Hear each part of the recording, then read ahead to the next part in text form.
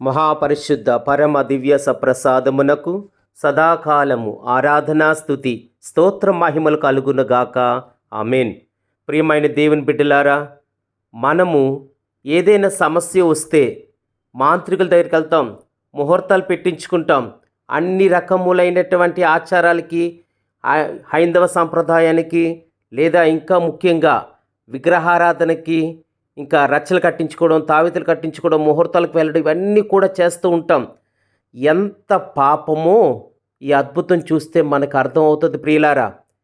ఒక వివాహమైనటువంటి స్త్రీ, ఆమె అనేకమైన సమస్యలతో బాధపడుతుంది. ఆ సమస్యలు తీర్చుకోవడానికి ఎవరో అనుకున్నారు, మాంత్రికుడి దగ్గరికి వెళ్తే నాకు ఆ సమస్యలన్నీ పోతాయని చెప్పి మాంత్రికుడి దగ్గరికి వెళ్ళింది ఒక క్రైస్తవురాలై ఉండి. ఆ మాంత్రికుడు ఇదే సందర్భం అనుకొని ఆ వచ్చినటువంటి విశ్వాసురాలను ఏమంటున్నారు తెలిసిన, నీ సమస్యలన్నీ తీరిపోతాయమ్మా, నువ్వు దివ్య సప్రసాదం మీ గుడిలో తీసుకుంటారు కదా, నోట్లో పెట్టుకొని అది నా దగ్గర తీసుకురా, అన్ని సమస్యలు తీరిపోతాయి అని చెప్తూ ఉన్నాడు.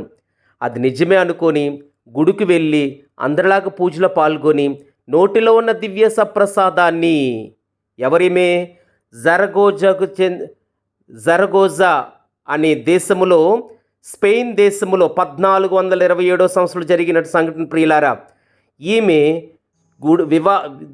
దేవాలయానికి వెళ్ళి వెంటనే ఆ దివ్య సప్రసాదాన్ని స్వీకరించి, ఆ దివ్య సప్రసాదాన్ని నోట్లో నుంచి చేతిలోకి తీసుకొని ఇంటికి తీసుకుని వెళ్ళి ఒక బాక్స్లో పెట్టి ఆ మాంత్రిక దగ్గరికి వెళ్తుంది ప్రియులారా. ఆ మాంత్రిక దగ్గరికి వెళ్ళేటప్పుడు ఎంత ఆశ్చర్యం చూడండి. ఆ మాంత్రికుడు ఆ పెట్టెను తెరవగానే అందులో వెలుగులు విరజిమ్ముతున్నటువంటి ఒక అందమైన బాలుడు, ఒక అందమైన శిశువు కనిపించాడు. మాంత్రికుడు భయపడిపోయాడు. ఏంటి, నేను దివ్య సప్రసాదం తీసుకురమ్మానని మీ చిన్న బాలుని తీసుకొచ్చిందేంటి అని భయపడి మరలా ఆమె చేతికి ఆ బాక్స్ ఇచ్చి, అమ్మా దీని ఇంటికి తీసుకువెళ్ళి ఇందులో ఉన్న దానిని కాల్చివేసి, చూడండి ఆయనకి తెలిసి అందులో బాలుడు ఉన్నాడని, ఇందులో ఉన్న దానిని కాల్చివేసి బూడిదని తీసుకురామ్మా అని అంటున్నాడు ఆ మాంత్రికుడు. ఇప్పుడు అగ్ని పరీక్ష చూడండి. ఆ మహిళ ఆ దైవిక శిశువును మంటల్లో వేసింది. ఒక క్రైస్తవురాలయుండి ఆ దివ్య సప్రసాదం బాలుడిగా మారింది. అద్భుతమైన శిశువు వెలుగుతున్నాడు, అది దివ్య బాలయేసువే అని గ్రహించలేకపోయింది. ఎంత అవిశ్వాసము మనకు అర్థం కావట్లేదు. మంటలో వేసేసింది, కానీ ఆ మంటలు శిశువును ఏమీ చేయలేకపోయాయి. చుట్టూ అద్భుతమైన కాంతి ప్రసరిస్తున్నప్పటికీ ఆ శిశువుకి ఎలాంటి గాయాలు లేకుండా సురక్షితంగా ఉన్నారు.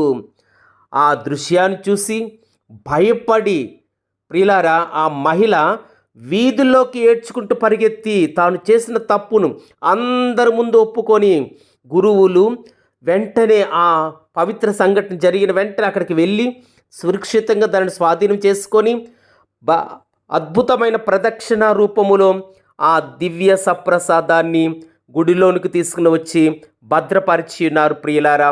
పునీత మిఖాయేలు గారి చర్చిలో ప్రార్థించుదాము.